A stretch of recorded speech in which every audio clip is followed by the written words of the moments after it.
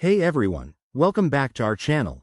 Today, we're tackling a straightforward but essential task: how to delete a site on SharePoint in 2025.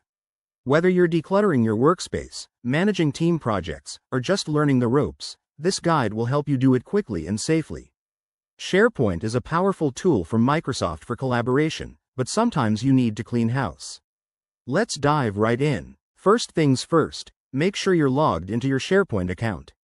If you haven't already, head over to office.com and sign in with your Microsoft credentials. Once you're in, navigate to the SharePoint homepage. Here, you'll see a list of your sites. Find the one you want to delete.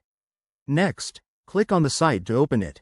In the top right corner, look for the gear icon. That's your settings menu. Click on it, and then select Site Information or Site Settings, depending on your version.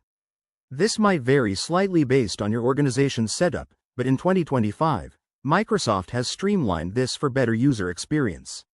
Now, scroll down or search for the Delete Site option. Before you proceed, a word of caution: deleting a site is permanent.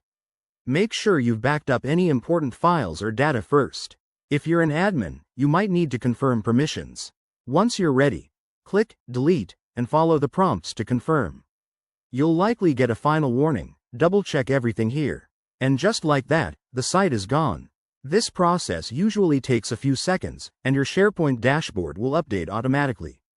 If you run into any issues, like permission errors, reach out to your IT team or check Microsoft support docs. There you have it. Deleting a site on SharePoint doesn't have to be complicated. If this tutorial helped you out, hit that like button, subscribe for more tech tips, and drop a comment below if you have questions. Thanks for watching, and I'll see you in the next video.